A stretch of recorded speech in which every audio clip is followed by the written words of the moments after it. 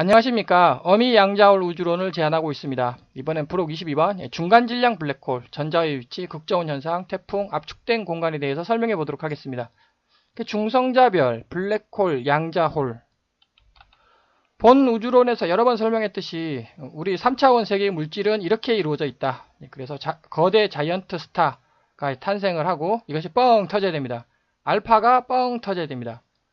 그러면 이게 됩니다. 이게 중성자별이라는 겁니다. 그 다음 베타가 뻥 터져야 됩니다. 블랙홀이 된다는 거죠. 감마가 뻥 터져야 됩니다. 그러면 비로소 양자홀이라는 참 희한한 것이 탄생된다. 여기서 알파가 없습니다. 알파가. 중성자별, 알파가 중력을 야기합니다. 중력이 이상하다는 거죠. 이게 베타가 없습니다. 베타, 광자입니다. 광자, 빛이 안 나온다는 겁니다. 그러나 관측은 되죠. 왜? 감마가 나오니까. 감마가 강력입니다. 강한 상호작용. 감마가 하여튼 감마는 튀어나온다는 거죠. 강한 상호작용 입자들 튀어나오니까 이거 블랙홀은 관측이 된다. 근데 양자홀은 아무것도 안 튀어나옵니다. 그러니까 진짜 말 그대로 우리가 알 수가 없는 존재. 이것이 양자홀이 되겠습니다. 프록 10번에서 제가 설명하였듯이 1.39보다 크면은 태양 질량의 1.39보다 크면 중성자별이 된다고 합니다. 그리고 관측된 것 중 가장 작은 블랙홀의 질량은 태양 질량의 5배 정도. 항성 블랙홀. 흔히 말하는 블랙홀. 우리들이 블랙홀 하면 항성 블랙홀을 말합니다.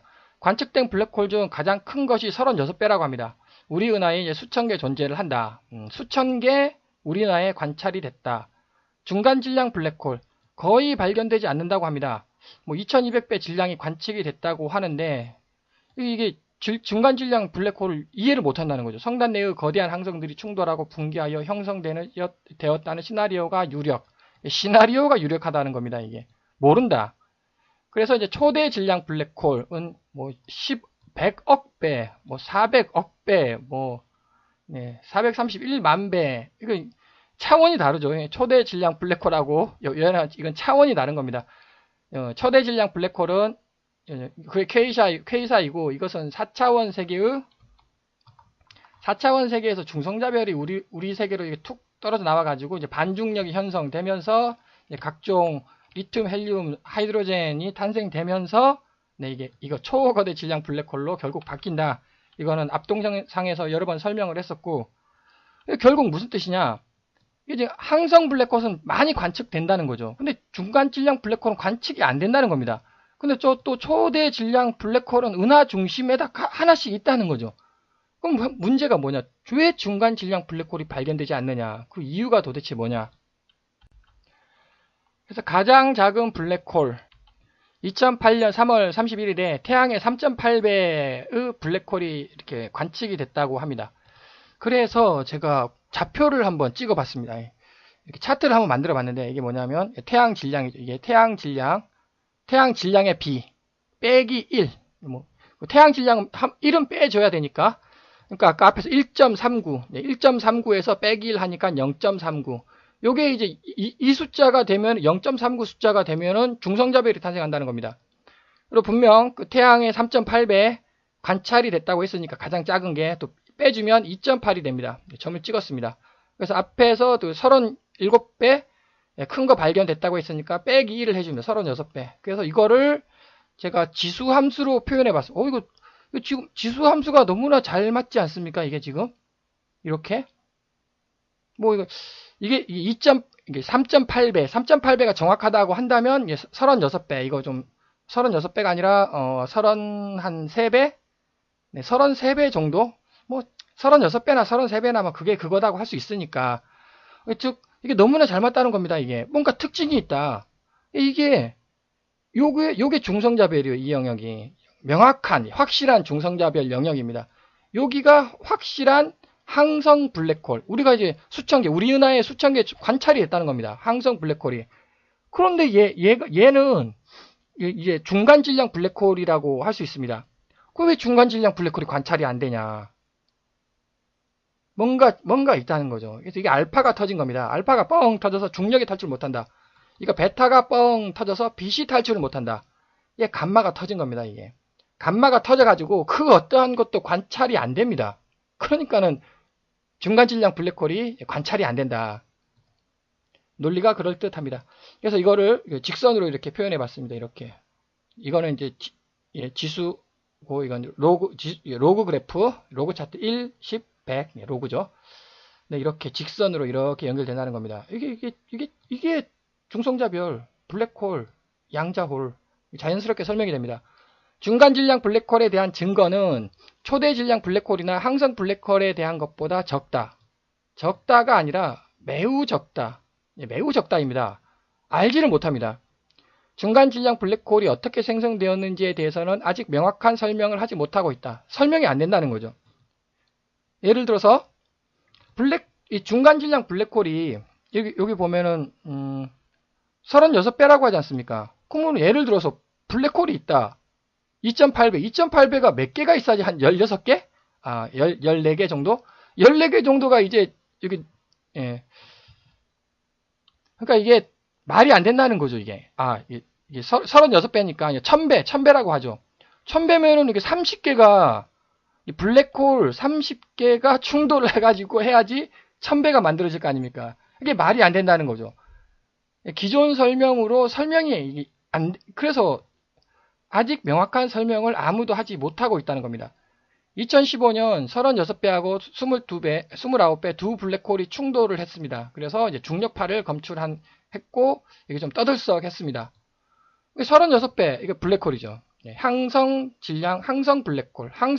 이 두 개가 합하면, 65배? 65배. 65배, 여기입니다, 여기. 65배. 이게 36배, 65배, 여기. 그게 양자홀이 된다는 거죠.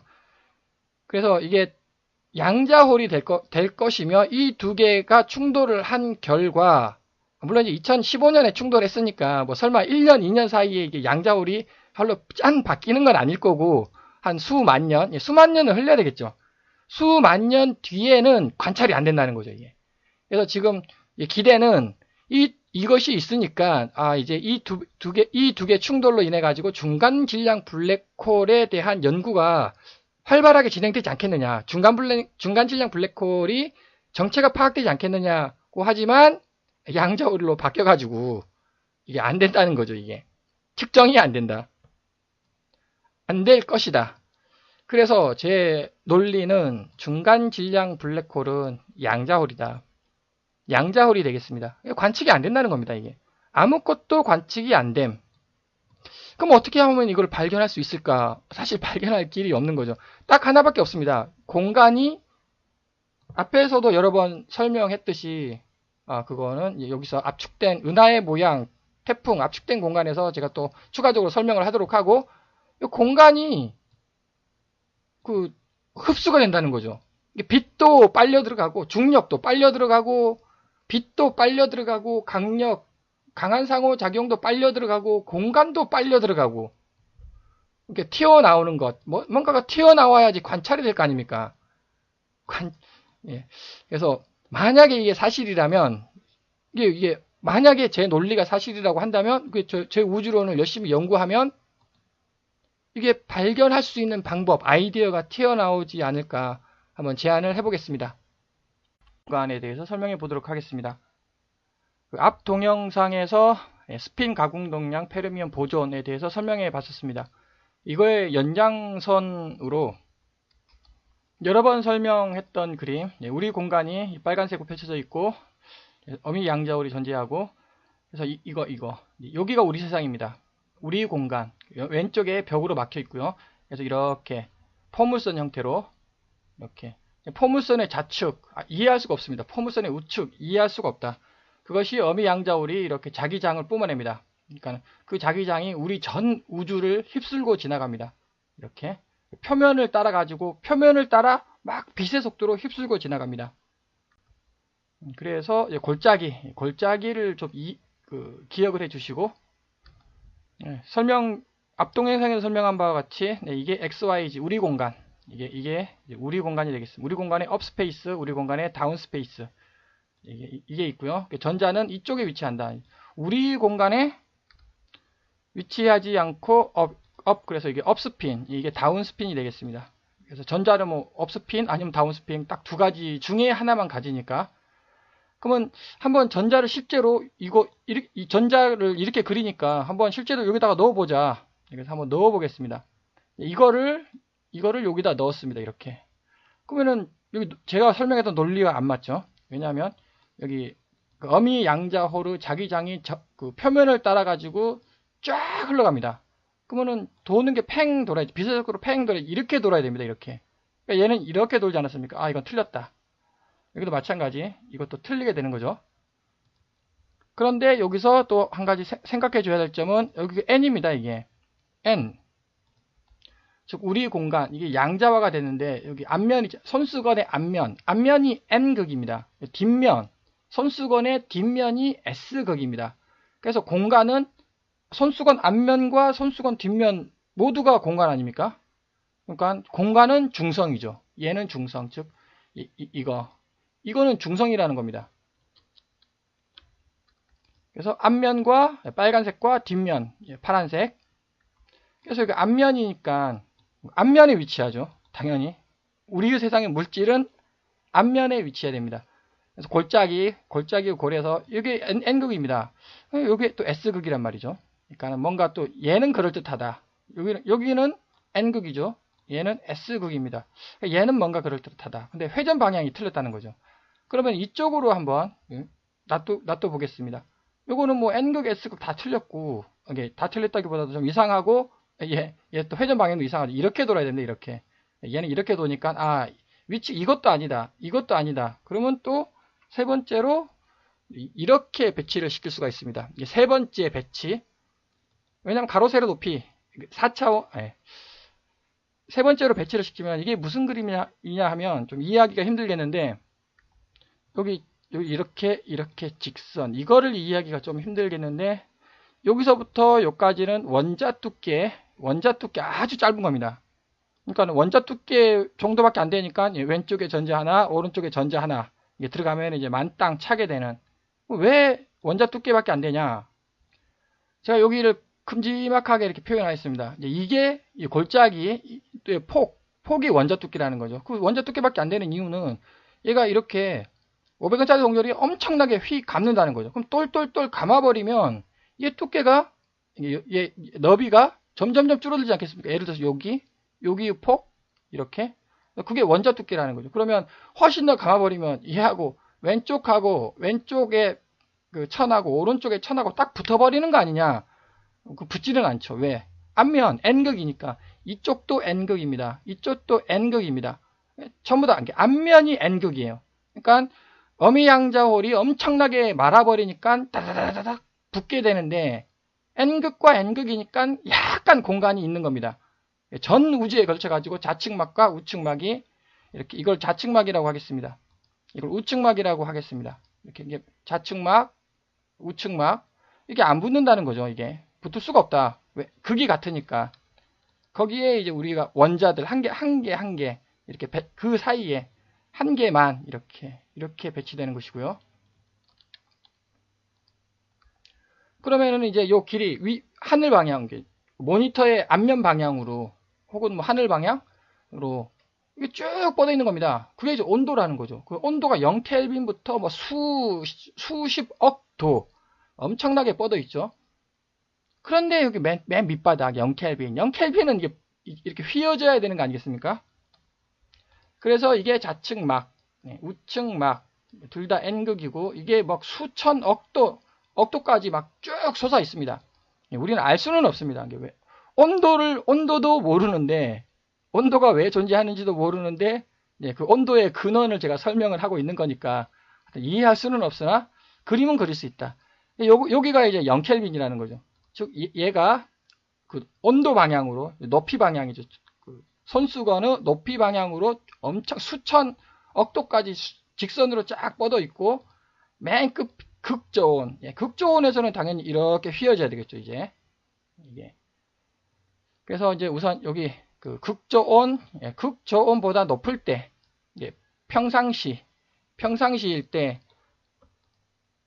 그래서 이쪽 방향으로 이렇게 한번 놓겠습니다. 그러니까 이쪽이 이렇게 돌리지 않습니까? 이렇게. 그 어미 양자호르 자기장이 막 휩쓸고 지나가니까 팽 돌아갑니다. 이거 맞는 것 같습니다. 위쪽으로 돌면 밑이 N극이라는 거죠. 위가 S극이고, 자, 이쪽에다가 전자 하나를 놓겠습니다. 또 어미 양자호르가 막 휩쓸고 지나가니까 이쪽으로 팽 돌지 않습니까? 그러면 위쪽이 N이고 밑이 S라는 거죠. 그래서 그림이 이렇게 맞는 것 같습니다. 이것을 다시, 그래서 지금 전자의 위치가 어떻게 되느냐. 뭐 어미 양자홀이 사실이라면은 이러고 그 그림의 모순이 없게끔 전자가 따다닥 배치해야 되지 않겠습니까? 근데 이것은 하늘 방향, 윗면에서 바라본 도면, 이거는 이거랑 같습니다. 이거는 정면, 이거는 윗면, 도면의 각도가 다르고, 그래서 이게 이쪽으로 돈다. 이렇게 보냅니다. 그럼 전자가 이렇게 했을 때 이렇게 팽 도는 거죠. 이렇게 팽 돌게 됩니다. 여기는 이제 제가 자유전자, 이거는 그 묶인 전자, 파동으로 원자에 묶여 있는 전자를 제가 표현을 한 거고, 밑에 방향이 있습니다. 그러면 이쪽으로 팽 돌겠죠. 이렇게 이쪽 방향으로 이렇게 팽 돌게 됩니다. 이게 이거네요. 이게 이거고, 이게 위에서 이게 이거고, 윗면도 위에서 이렇게 아래를 바라본 겁니다. S가 여기 S가 되고요. 왼손을 펼쳐가지고 딱 오므리면 이쪽으로 하면은 이제 그게 N이죠. 이거는 왼손을 거꾸로 아래로 이렇게 향해서 엄지를 누르면 이게 아래가 S가 되는, 아래가 N이 되는 거고, 그러니까 이게 맞는 것 같습니다. 그래서 이거 돌아가도 자유롭게, 지금 맞물려 있지 않습니까? 기어가 맞물려 있듯이 뺑뺑 잘 돌아갑니다. 모순이 없다. 이렇게. 그러면 여기다가 전자는 업스핀, 다운스핀 둘 중 하나만 갖는다고 하지 않습니까? 그리고 전자는 그 말은 똑같은 위치에요. 이게 공간이 지금 X, Y, Z 공간이 똑같습니다. 똑같은 곳에 전자는 두 개가 들어간다. 신기하죠? 그거를 이제 중첩이라고 부르는 것 같다. 그러면은 세 개는 안 들어가냐? 세 개가 왜 안 들어가냐? 이 전자를 한번 제가 밀어 넣어 보겠습니다. 이게 하나, 둘, 세 번째 전자를 제가 밀어 넣습니다. 밀어 넣으면은 일단 안 밀리죠. 왜냐하면 이렇게 꽉 차 있으니까. 그런데 억지로 밀어 넣습니다. 억지로 밀어 넣으면은 얘가 돌려버리고 얘도 돌려버리고 평 하고 튀어나가는 그림처럼 됩니다. 그래서 이게 평 하고 튀어나갈 때 또 혹시 또 이게 전자가, 이거 원래 전자죠. 전자는 입자다. 그런데 왜냐면 제가 똘똘똘 말려가지고 평 하고 튀어나면 혹시 파선으로 또 펼쳐지는 거 아닌가, 이것도 한번 생각을 해볼 수가 있습니다. 그 다음에 근데 혹시 왜 전자가 뭐 또 꼭 이 크기냐, 왜 이 크기가 돼야 되냐, 뭐 큼지막할 수도 있지 않냐 라고 한번 가정해 보겠습니다. 이렇게. 그럼 얘가 이렇게 돌아가죠. 하여튼 이렇게 돌아갑니다. 돌아가는데 뭐 하나 또 넣어보죠. 이렇게 이렇게 넣으면은 일단은 이게 맞물려서 돌아가는 거 아닙니까? 그래서 이게 이렇게 딱 들어간다는 거죠. 이렇게 들어가가지고 이런 모양으로 되지 않을까. 얘는 여기 있으면, 얘는 여기 있으면 안 돌아가죠. 얘는 여기서 돌려버리고 얘는 밑에서 이렇게 돌려버리니까 이거 안 돌아갑니다. 탁 튕겨 나가죠. 얘는 끼워 넣으면 자연스럽게 들어간다. 그러면 혹시 전자 한 개를 넣었는데 이렇게 되지는 않냐? 이건 이제 모순이 있다는 거죠. 왜냐하면 여기서 돌려버리고 여기서 돌려버리면 얘는 평 하고 튕겨나가게 됩니다. 이렇게. 그래서 나름대로 전자의 스핀, 회전 방향, N극, S극 나름대로 뭐 적절하게 그럴듯하게 설명이 되는 것 같습니다. 그러면 이제 이거는 그냥 일반적인 상황이고, 극저온에서는 제가 아까 설명드렸듯이 여기가 휘어졌어요. 이렇게. 여기는 좌측 이렇게 직선으로 쫙 뻗어 있는데 여기 원자 두께 간격 여기 휘어졌단 말이죠. 근데 극저온입니다. 극저온. 당연히 극저온이니까 여기가 0켈빈 극저온 온도. 당연히 전자가 0켈빈 사이에 위치를 해야 됩니다. 그런데 얘가 여기 있을 때는 이렇게 위치하죠. 그런데 얘가 여기 있을 때는 여기 좁습니다. 공간이 지금 좁지 않습니까? 그러니까 두 개가 안 들어간다는 거죠. 여기에 공간이 좁아가지고. 그래서 한 개밖에 들어가지 않는다라고 생각이 듭니다. 그러면 일단 얘를 여기다 집어넣어 보겠습니다. 그럼 여기 N극이에요. N극. 그럼 이것도 빨간색, 우리 공간, 우리 세상도 N이거든요. 이제가 휙 뒤집어질 것 같습니다. n이 위로 이렇게 될 것 같다는 거죠. 그런데 또 문제가 뭐냐? 이거 지금 이렇게 돌지 않습니까? 좀 이렇게 돈다라는 말은 이거 여기하고는 모순이죠. 여기하고는 맞습니다. 여기하고는 맞고 여기하고는 모순이다. 여하튼 얘는 둘 다 틀린 거죠. 왜냐하면 n이 위로 가야 됩니다. s가 밑으로 가야 되고 반드시. 다시 일반적인 상황에서는 뭐 n이 밑으로 가고 s가 위로 가고 또 n이 위로 가고 s가 밑으로 가도 됩니다. 아무 상관없습니다. 근데 여기 상황에서는 극저온 현상에서는 이렇게 되면 지금 n하고 빨간색하고 밀지 않겠습니까? 휙 뒤집어져야 된다는 거죠.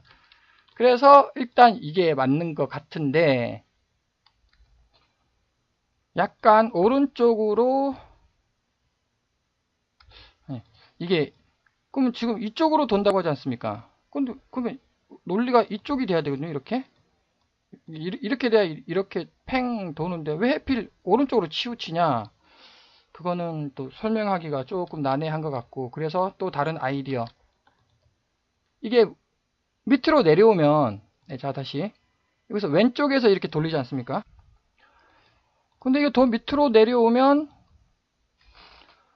밑에 요거 있지 않습니까? 요거 여기도 빛의 속도로 빛의 자기장이 지나갑니다. 이게 밑이 돌려버린다는 거죠. 얘가 얘도 이렇게 돌리고 네 이것도 돌리고 밑에 밑에 돌리는 거 여기는 어느 정도 공간이 좀 있다라고 가정을 하면은 영향이 없는데 여기는 거의 붙었습니다. 극저온이라고 했으니까 0켈빈에 거의 가깝다는 거죠. 그럼 여기 밑이 돌려버립니다. 그럼 이렇게 돌아가야 되지 않겠습니까? 이게 원래 정상이 이건데 이렇게 돌아간다는 거죠. 그러면 당연히 n극이 이렇게 되고요. s극이 이렇게 됩니다. 그러면 n과 s는 당기지 않습니까? 근데 n과 n이 민다는 거죠. 이게 밀면은 여기서는 획 뒤집어져야죠. 얘가 획 뒤집어지고 여기서는 안 뒤집어지고 그럼 일단 획 뒤집어졌다라고 가정을 해보겠습니다. 그럼 또 이렇게 되지 않습니까? 그럼 또 여기서는 또 뒤집어지고 여기서는 안 뒤집어져야 되고 그래서 이게 계속 이렇게 왔다 갔다 반복하는 거 아니냐. 이렇게 돈다는 거죠. 도는 건 여기도 마찬가지 이렇게 돕니다. 막 도는데 얘가 왔다 갔다 이렇게 바뀐다는 거죠. NS가 계속 NS가 바뀌고 막 이래가지고 뭔가 우리가 이해할 수 없는 뭐 희한한 현상이 발생하는 거 아닐까 한번 생각을 해보겠습니다. 혹시 그게 보주 아인슈타인 응축 아닐까? 보주 아인슈타인 응축이란 아주 뭐 이상한 극저온으로 했더니 제4의 뭐 희한한 물질이 되더라. 그게 희한하죠, 이게. 이게 정상인데 희한하게 됐습니다. 그래서 이게 혹시 이러한 현상이 보주 아인슈타인 응축 아닐까 한번 생각을 해보며 또 이쪽에서도 또 하나 아이디어를 넣자면 혹시 NS 여기서 영향을 받아가지고 그러니까 예를 들어서 이쪽 초전도체 이렇게 좀 온도가 높을지라도 얘가 주르륵 나와가지고 얘를 S랑 이렇게 연결되는 거 아닌가. 얘가 영향을 미친다는 거죠. 0켈빈에서. 그러면 예를 들어서 이거는 사라지고 이것만 살아남는 이렇게만 된다는 거죠. 이거 전자의 배열이 이렇게는 결코 될 수 없다. 그 저온에서 좀 이제 횡설수설했습니다만 분명 이게 방향이 맞다면 보주 아인슈타인 응축하고 초전도체 현상 혹시 이런 논리로 한번 생각을 해볼 수 있지 않을까 한번 제안을 해보겠습니다. 또 초전도체에서 제가 설명을 안 한 게 있어가지고 추가적으로 아이디어가 생각나니까 초전도체의 힘은 전체 공간의 힘 더하기 국부 공간의 힘이다라고 제가 설명을 한 바가 있습니다. 초전도체의 힘은 초전도체는 2차원이라는 2차원. 그러니까 세 번째 차원이 양자화가 되는 겁니다.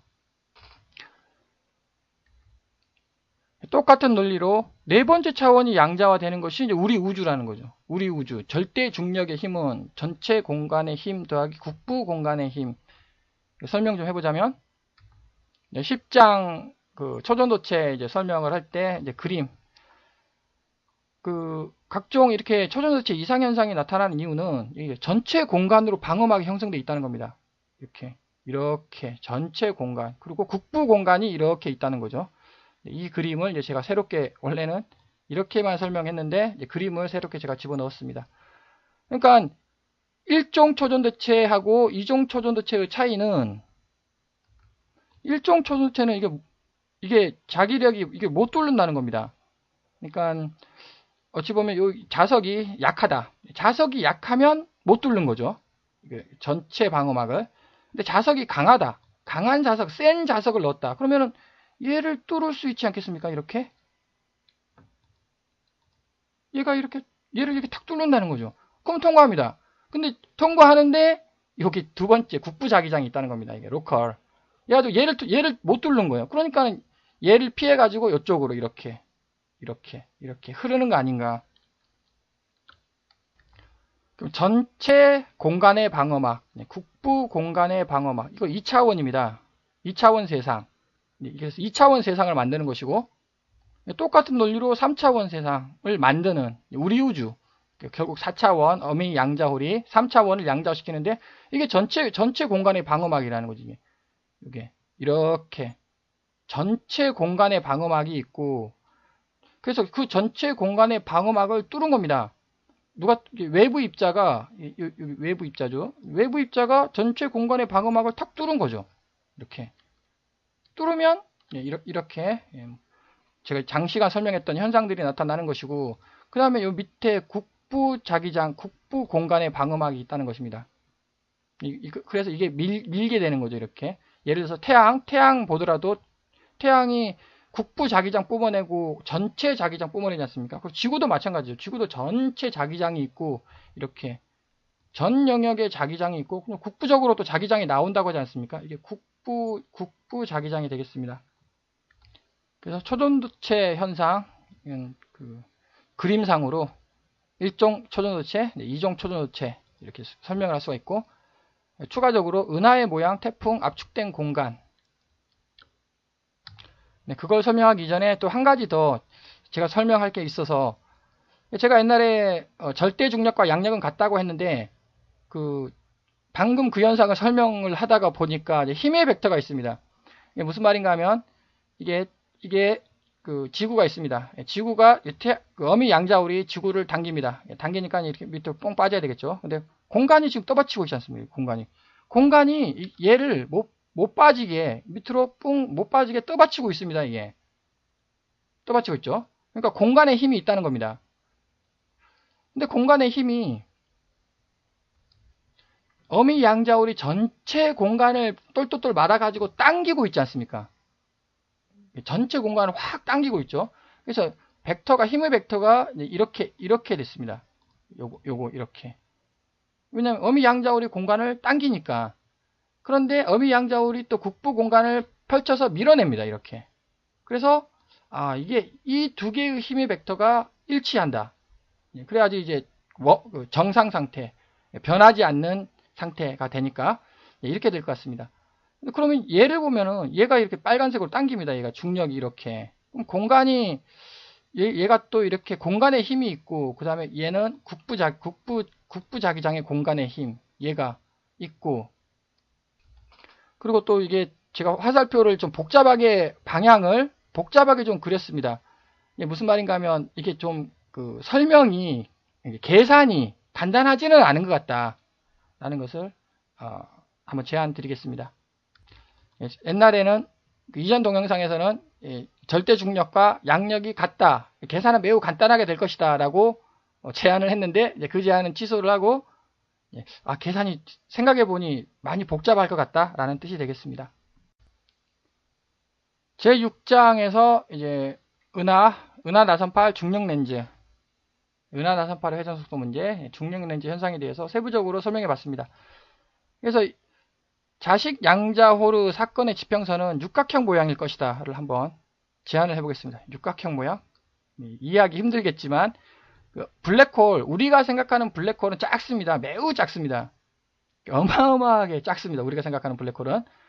그거 동그라미라는 거죠. 근데 그 어마어마하게 작은 게 쉽게 설명하자면 뻥 터졌다로 한번 가정해 보겠습니다. 쉽게 설명하기 위해서. 원래 중성자별, 4차원 세계 중성자별이 퀘이사인데 쉽게 설명해서 그 블랙홀이 뻥 터졌다. 그러면은 양자울이 된다는 겁니다. 그게 바로 요 속에 있는 초거대 질량 블랙홀, 은하 중심에 있다고 합니다. 있을 수밖에 없는 거죠. 그것이 이제 저는 그거를 자식 양자울이라고 부르고 있고, 그거는 사건의 지평선은 육각형 모양일 것이다. 한번 관찰을 해봐가지고 사건의 지평선이 육각형 모양인지 아닌지 한번 관찰을 해보는 것도 좋을 것 같습니다. 왜냐? 제가 계속 설명을 하기를 이거 공간을 휘 말아가지고 공간을 빨아들이는 거다. 공간에 구멍이 뚫렸다는 겁니다. 블랙홀은 공간에 구멍이 뚫리지 않았다. 그런데 양자울은 공간이 구멍이 뚫려가지고 뚫린 공간 속으로 계속 공간이 빠져 들어간다는 거죠. 그래서 양자화가 계속되는. 그럼 공간을 빨아들여야 될 거 아닙니까?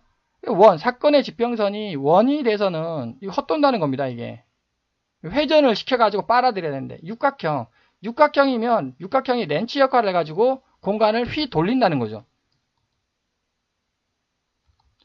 그럼 육각형이 말이 되느냐?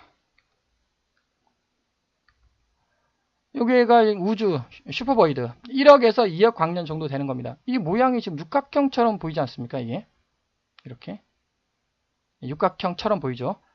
이것도 육각형이라는 겁니다. 이게 원이 될 수는 없습니다. 논리적으로 육각형이 돼야 된다. 태풍에 눈이 있습니다. 이거 맥각형처럼 보입니까? 원처럼 태풍이 엄청나게 강한 태풍이 불면 그 태풍의 눈은 육각형인 듯 보인다고 합니다. 원이 아니라, 정확한 원이 아니랍니다. 왜 육각형일까? 강력하게 여기 회전을 한답니다. 회전을 막 강력하게 하죠. 이게 토성입니다. 토성의 극지방에 육각형이 이렇게 테두리가 있답니다. 도대체 어떻게 육각형 테두리가 있습니까? 돌려면은 빨리 돌면 원이 돼야죠, 원이. 어떻게 육각형의 테두리가 있는지. 이게 지금 제 추측으로는 요 속에서 엄청나게 밑으로 들어가고 있다는 거죠, 뭔가가. 가운데에 블랙홀, 예를 들어서 블랙홀과 같이 가운데에 가지고 가능성을 엄청나게 빨아들입니다. 그러면서 얘를 회전을 시켜야 된다는 거죠. 그 회전을 시키려면 육각형 렌치가 돼야 된다는 겁니다. 렌치 아닙니까, 렌치. 렌치 가지고 돌려야 된다는 거죠. 이거 우리나라의 지구에서 발생하는 강력한 태풍과 같다. 육각형으로 이걸 돌리는 거다.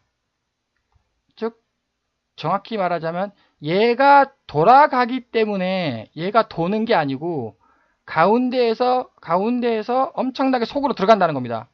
빨아들인다는 거예요. 토성이 여기 가운데 중심을 막 빨아들입니다. 속으로, 토성 안쪽으로. 그러면서 이렇게 막 회전을 시킨다는 거예요. 회전을 시켜가지고 빨아들인다. 그러면 회전을 시키는 거니까 이것이 육각형 모양으로 되면은 전체를 회전시킬 수가 있다는 거죠, 얘가. 전체를 회전시켜가지고 빨아들이는 거다. 논리는 똑같죠. 아까 제가 블랙홀, 자식 양자홀, 은하의 공간을 초거대 블랙홀이 회전시켜서 빨아들인다. 여기도 마찬가지. 여기에 뭔가가 있습니다. 속에. 그거 회전시켜가지고 빨아들이는 거다. 요거는, 이건 나사고요. 요거는 네이처닷컴 뉴스입니다. 다 믿을 수 있는 사진은 다 믿을 수 있다. 엄청나게 돌렸답니다. 이게 하도 신기하니까 도저히 이해가 안 된다는 거죠. 도저히 이해가 안 되니까 이걸 엄청나게 뭔가를 돌려봤습니다. 돌리니까 삼각형이 된답니다. 아니, 삼각형이 왜 삼각형이 되는지. 더 세게 돌리면 사각형이 된답니다. 더 세게 돌리면 오각형이 됩니다. 더 세게 돌리면 육각형이 된다고 합니다. 그러면 더 세게 돌리면 칠각형이라는 말은 없습니다. 그러니까 육각형까지만 거기에는 이제 글이 써 있고 약간 육각형이 된다라는 겁니다. 엄청나게 세게 돌리면 이건 오각형인데 육각형이 된다고 합니다. 이것도 설명 못하죠. 왜 되는지. 토성 이걸 어떻게 설명하겠습니까? 하여간 미스터리, 못 푸는 문제. 제 생각에는 아까 논리는 다 똑같다. 그래서 저도 계속 이게 육각형이라고 이렇게 육각형 모양이 계속 나타난다. 극적인 반전, 자식 양자오르 사건의 지평선은 육각형 모양일 것이다. 태풍을 한번 살펴봤습니다. 이거 지금 태풍의 나선팔이 하나, 두 개 아닙니까? 이거 지금 이거 나선팔이 하나, 두 개 아닙니까? 얘나 지금 같은 거 아닙니까? 얘나 여기 나선팔이 여기 나선팔이 좀 이렇게 있지 않습니까? 많지 않습니까? 여기 나선팔이 많지 않습니까? 여기 나선팔이 좀 없죠? 얘나 지금 같은 거 아닐까요? 소용돌이 이렇게 뭔가 물결이 이렇게 만들어졌습니다.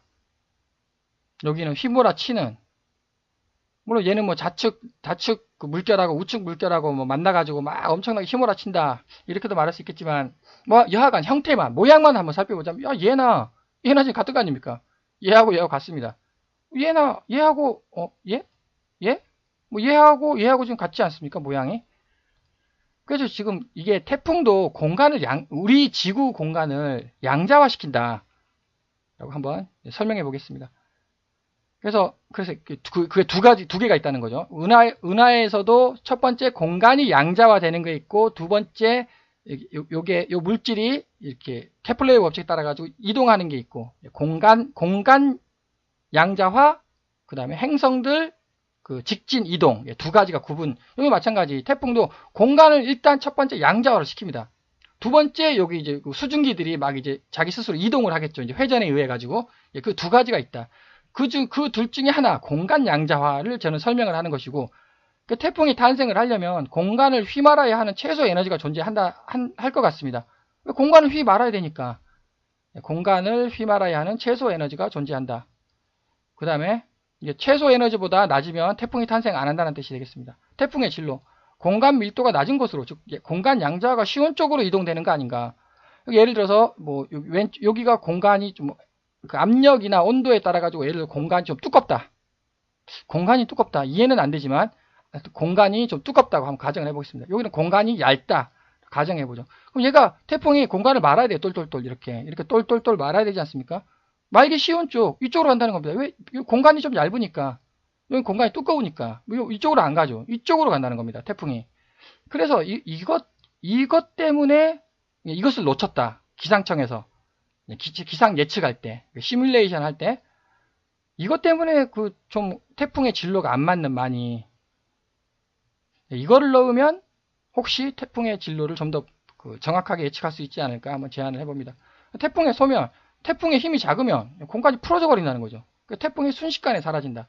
즉 최소 에너지, 태풍의 힘이 최소 에너지보다 작으면 순식간에 공간이 쫙 풀어져 버린다는 거죠. 똘똘똘 말렸던 공간이 쫙 풀어진다. 그래서 태풍은 순식간에 사라질 것이다.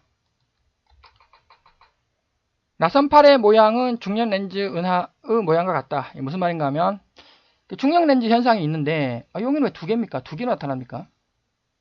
여기는 또 왜 네 개로 나타나죠? 그럼 십자가. 그럼 여기는 십자가가 아니죠. 왜 여기 하나, 둘, 셋, 넷 이렇게 나타납니까, 이게? 여기는 또 왜 원인가?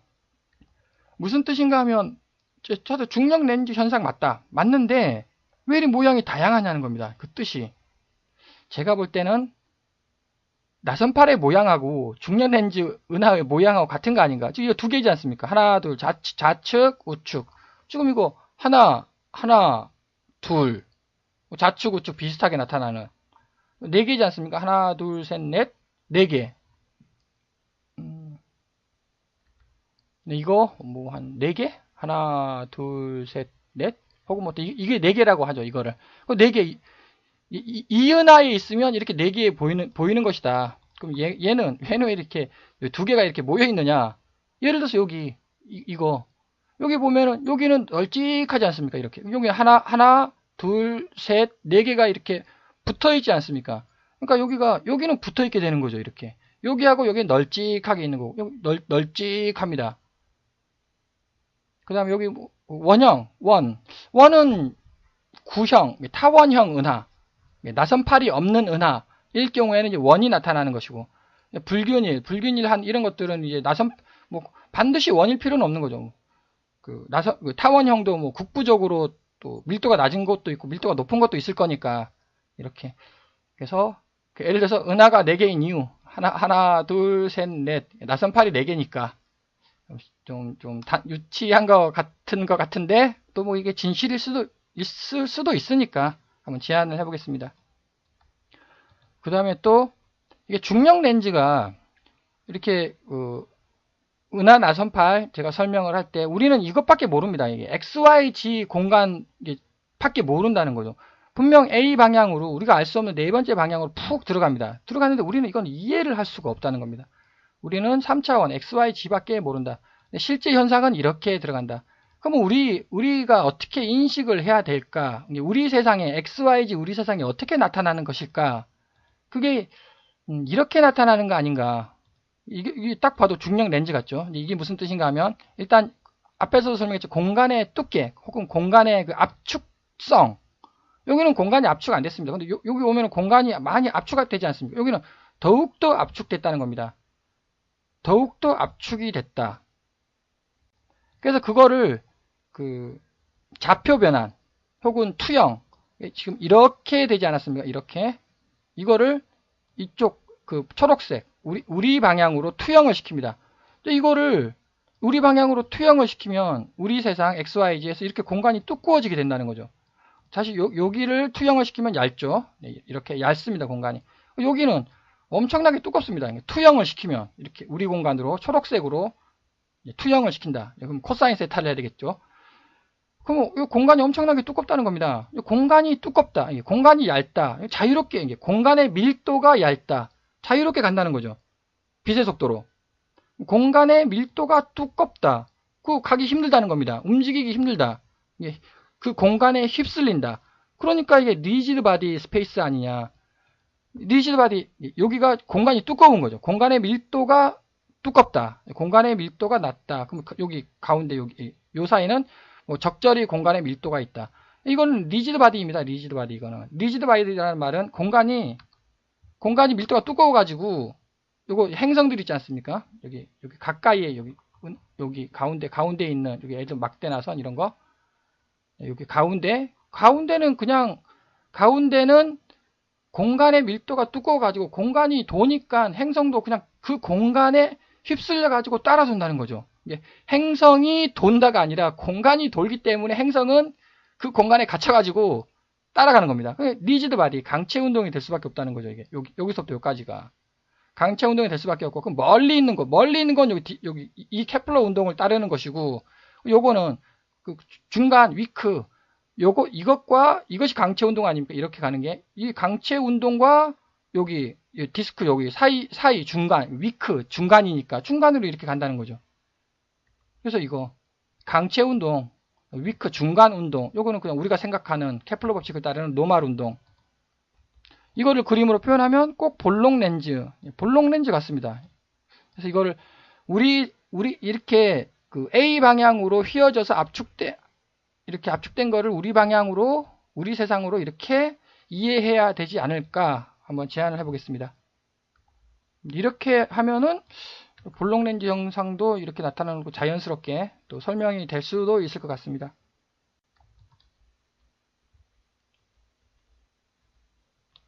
그러면 우리 태양계를 한번 해석해 보자. 이게 태양입니다. 어미 양자울이 반물질을 당기고 있죠. 스프링 중력자가 당깁니다. 태양을. 그러니까 태양이 밑으로 뚝 떨어지게 되는 것이고 공간이 이렇게 휘어지게 되겠습니다. 참고로 이게 A 이건 어마어마하게 깁니다. 어마어마하게 넓죠. 쫙 펼쳐져 있습니다. 근데 들어가는 A는 매우 작다. 제가 그림을 매우 크게 그린 것이고 이건 매우 작다. 그래서 예를 들어 이렇게 휘어졌다는 겁니다. 이렇게 휘어졌죠. 근데 그럼 빛이 어떻게 가느냐? 이게 빛이라고 생각해 보겠습니다. 광자. 빛이 빛의 속도로 갑니다. 빛의 속도로 가죠. 빛의 속도 여기 있지 않습니까? 빛의 속도로 갑니다. 빛의 속도로 간다. 빛의 속도로 간다. 빛의 속도로 간다. 빛의 속도로 간다. 빛의 속도로 간다. 이렇게 다 빛의 속도로 간다는 겁니다. 여기를. 그런데 역시 아까 제가 언급했듯이 우리는 이거를 이해하는 게 아니라 이거를 이해한다는 거죠. 이거를. 그러니까 여기 이렇게 기울어져서 가는 거를 투영을 해야 된다는 거죠. 곱하기 코사인 세타. 예를 들어서 이렇게 투영을 해야 합니다. 그러니까 얘가 들어가는 정도를 우리 세상에서는 이렇게 두께로 공간의 밀도 혹은 공간의 두께로 이해를 해야 되지 않나 싶습니다. 여기 보시죠. 여기 보면은 뭔가가 XYG가 좀 지나기가 힘들지 않겠습니까? 여기가 왜 두꺼운데 밀도가 두꺼운데 태양 근처는 힘들다는 겁니다. 움직이기가. 여기는 얇지 않습니까? 얇으니까 쉽게 자유롭게 가고 여기는 그냥 진공 상태, 마음대로 왔다 갔다 하는. 즉 여기서는 이제 very small compressed space. 이거를 이렇게 휘어진 거를 투사하는 것이 이제 로렌츠 트랜스포메이션 아닐까. 저 앞에서도 앞 동영상에서도 제가 로렌츠 변환에 대해서 좀 설명을 한 바가 있고, 그 제8장 축 공간 입자의 근원에서 제가 이게 혹시 보즈-아인슈타인 응축이 이런 공간의 분포를 그리는 거 아니냐라고 했는데 이거 틀렸습니다. 그러니까 이제 계속 연구를 하고 생각을 하다 보니까 이거 논리에 안 맞는 거죠. 왜냐하면 제가 지금까지 공간은 엄청나게 튼튼합니다. 공간은 엄청나게 단단하다. 그러니까 얘가 이렇게 공간이 이렇게 휘어질 수가 절대 없습니다. 공간이라는 게 있는데 물렁물렁하다. 물렁물렁하다 그러면 이렇게 휘어지겠죠. 네, 공간은 엄청나게 단단하기 때문에 이게 틀렸고, 보즈-아인슈타인 응축 이 논리가 맞는 거 아닌가 이렇게 생각을 해봅니다. 휘어진 A 공간의 깊이는 우리가 알 수 없는 공간의 깊이는 XYZ 선의 두께, 공간의 밀도로 표현할 수 있을 것이다 라는 것을 한번 제안하고자 합니다. 장시간 시청해 주셔서 감사드립니다.